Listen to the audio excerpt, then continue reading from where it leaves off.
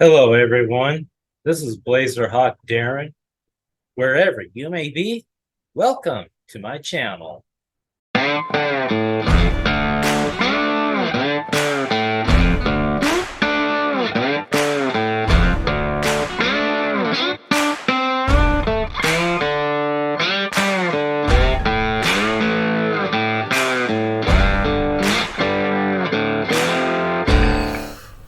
Well, the NBA season just started this week, and I know a lot of people are thinking, okay, well, we're in the middle of football. This is football. But as I said in a previous video, the Portland Trailblazers are my team. They are the number one team that I root for through thick and thin.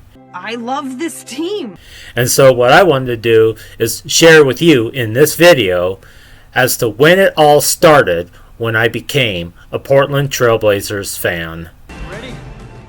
Let's begin. Now, before I do that, let me give you a brief history as to when the Portland Trailblazers were established into the NBA. Now, back in 1960, a new arena was built in the city of Portland, and it was called Veterans Memorial Coliseum. Harry Glickman was interested in bringing an NBA franchise into Portland, but he was denied back then. However, in 1970, the NBA Board of Governors granted the city of Portland an NBA franchise. So Harry Glickman was the founder of the Portland Trailblazers. And that guy had a good vision as to how he wanted to make this team. And their very first coach that they hired back in 1970 was Roland Todd. Portland's very first draft pick was Jeff Petrie.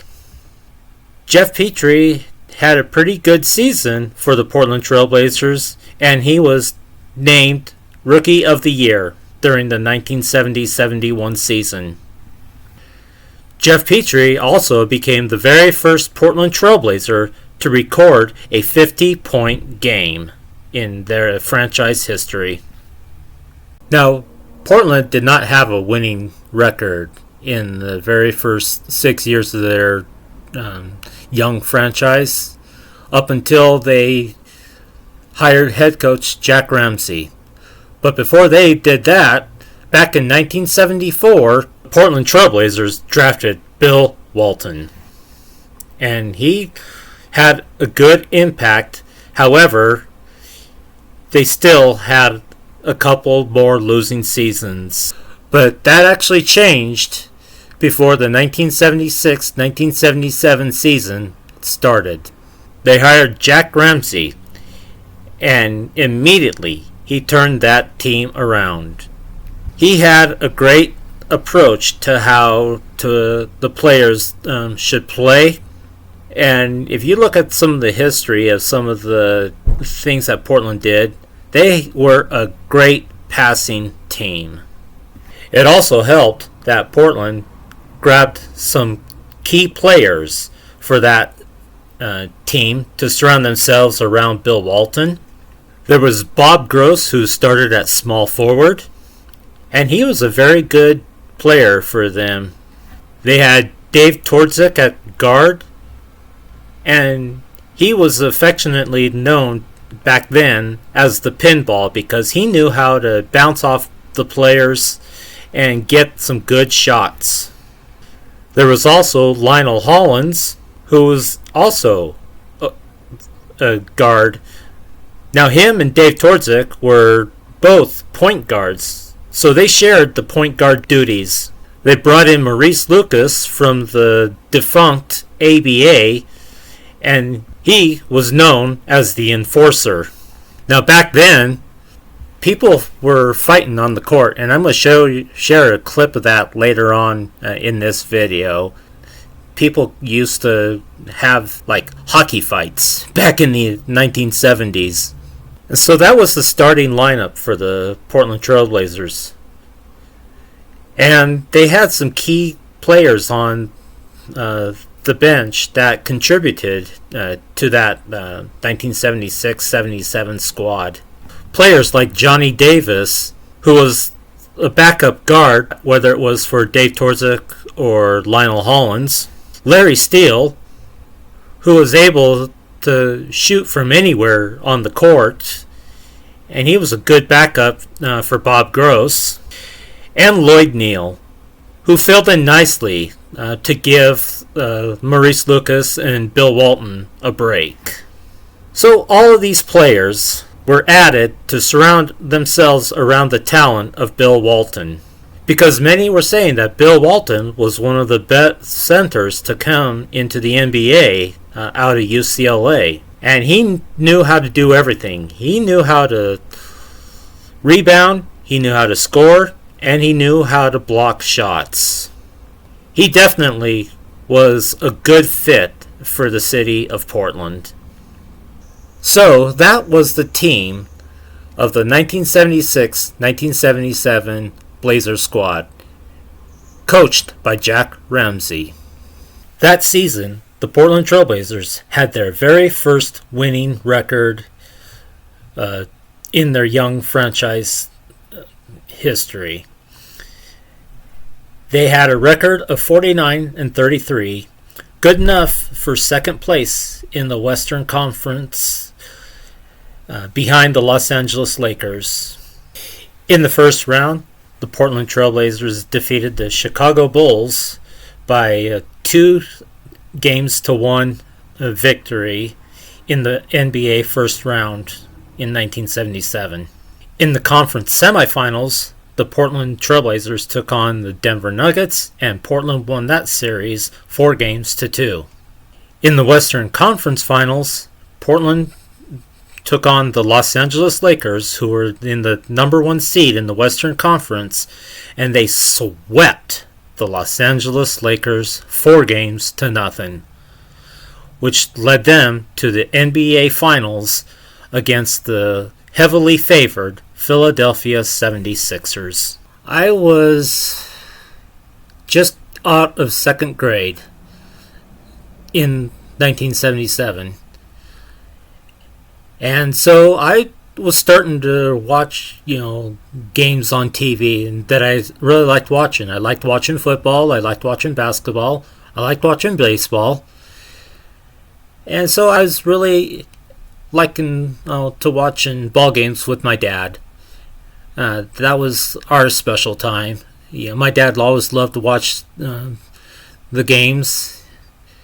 And so I had lots of good memories watching games with Dad. And it was until that time when Portland was in the finals.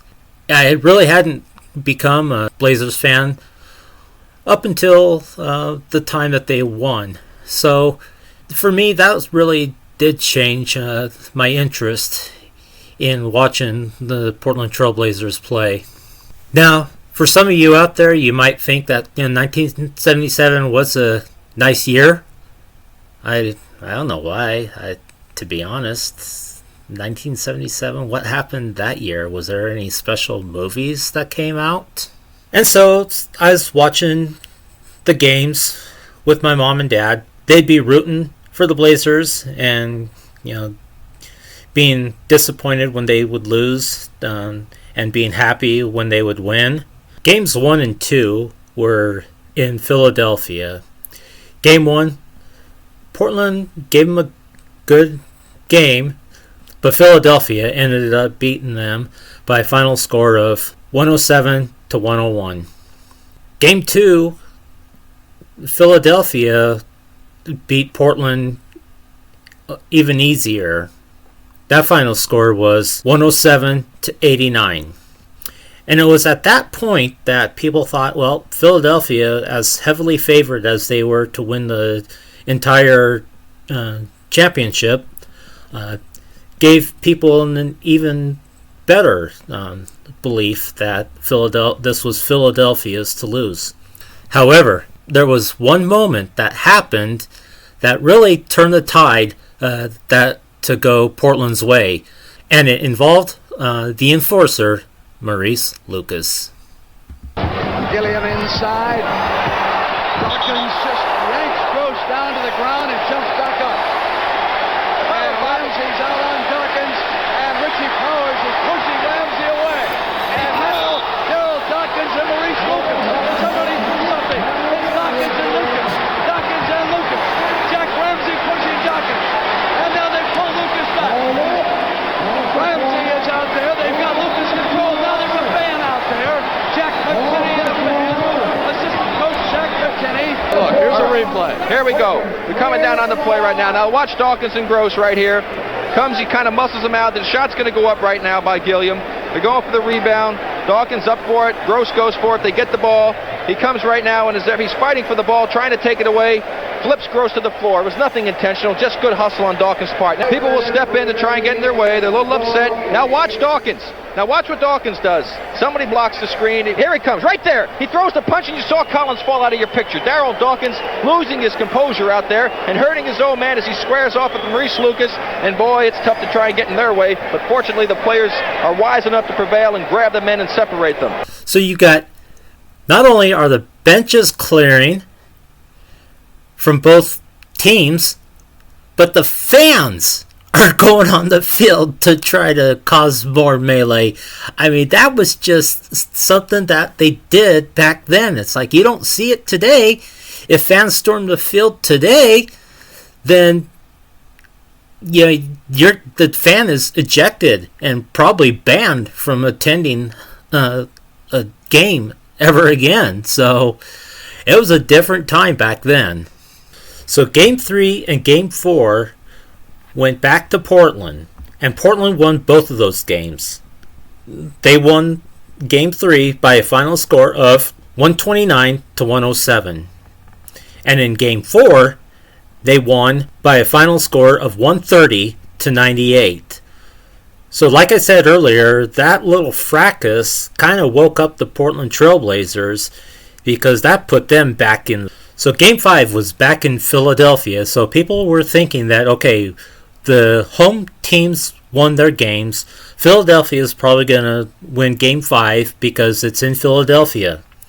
However, Portland actually won by a final score of 110 to 104 to go up 3-2 in the series and the championship, with Game 6 going back to Portland. So they tipped off Game 6 at the Memorial Coliseum. And even though Portland led most of the way, Philadelphia kept it close. Now, Bill Walton had a monster game. He had 20 points and 23 rebounds. Philadelphia made a game out of it. It was a very close game at the very end, and let me show you the final seconds. Philadelphia had many chances to tie the game and perhaps send it into overtime. Philadelphia needing a break off the tap. It goes to free. They can tie it. Philadelphia can tie it. And out the doctor outside. Off iron. Free with a rebound. 7. Gross is over there on him. Maurice Lucas, I don't know where he's playing right now. If they take the ball in bounds, George McGinnis is wide open. I don't know what he's doing. Here's McGinnis. Lucas comes out. McGinnis for the tie. It's off. Where did he say? It's over. Portland has won the championship. 109 to 107. They've gone wild in Portland. The Portland Trailblazers, their first year in the NBA playoffs. The baskets are down. The one on my left, Walton has had the jersey stripped off him. Walton and the Trailblazers trying to bail it through the crowd to the locker room. A world championship for the Blazers. So that was a great moment for Portland Trailblazer fans. Now, when I was watching the game with my parents and with some friends, now we weren't at our house, we were at someone else's house, and so we were watching the game.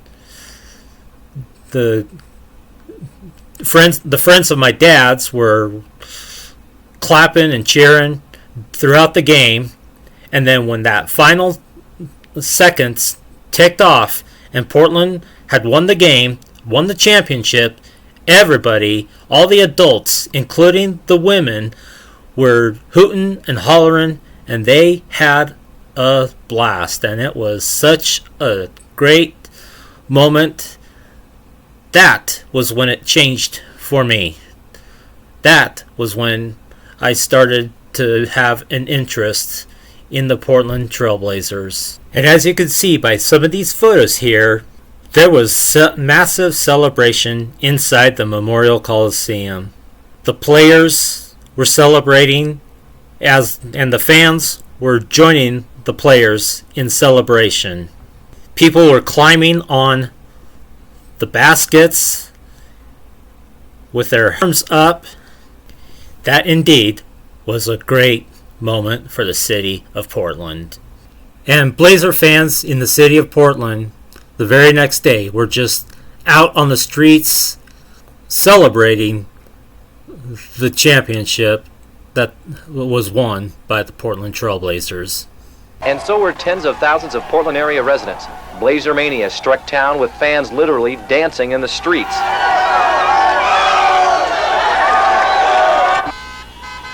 The downtown area was jammed for hours, and Portland celebrated its first Major League sports title. And the celebration will no doubt continue through the night. Tomorrow is Blazer Day. The players will lead a parade through downtown Portland.